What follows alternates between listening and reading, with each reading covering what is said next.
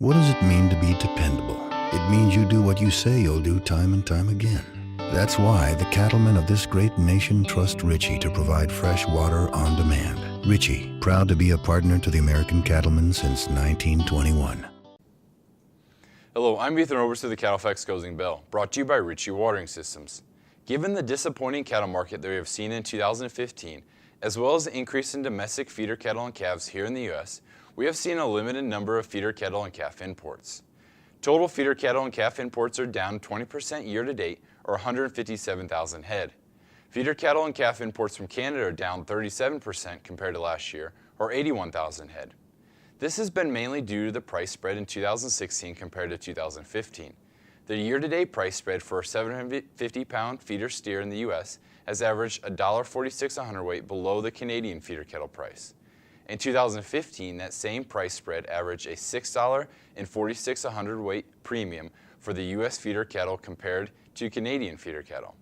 This change in the price spread has limited the incentive for feeder cattle to be imported into the U.S. The opposite can be said for fed cattle imports. So far in 2016, there has been a 45% increase in fed cattle imports into the U.S. from Canada, or 46,000 more fed steers and heifers compared to 2015, year-to-date. The price spread between the U.S. and Canada has averaged $6.57 a hundredweight premium in 2016. Through the same period in 2015, the premium for U.S. fed cattle was only $2 a hundredweight. This increase in fed cattle imports has accounted for a small part of the increase in fed cattle slaughter that we have seen in 2016 domestically. Expect Canadian feeder cattle imports to track similar to year-ago levels for the remainder of 2016. Fed cattle imports from Canada are expected to continue to show year-over-year increases heading into the fall of the year. Our neighbors to the south have also imported less feeder cattle in 2016. Year-to-date, we have seen a 75,000 head reduction in feeder cattle and calf imports from Mexico, or a 13% reduction. Some of that reduction has come in the form of less heifers crossing the border. Year-to-date imports from Mexico have been made up of 10% heifers. The long-term average to this period is about 19%. This shows that Mexico is most likely going through their own expansion phase.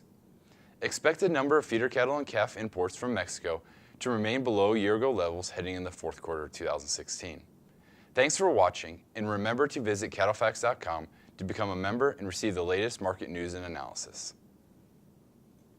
The beef business has never been for the faint of heart. The pressures are real, the risks are high, but the opportunities have never been greater. So how do you sort through it all to decide which way to go? For more than 40 years, CattleFax has led the way. Become a member at www.cattlefax.com. We're the time-proven leader in research, analysis, and information, equipped with the industry's most powerful database. Our team is impartial, objective, our vision is global, and our focus is you. CattleFax, the deciding factor.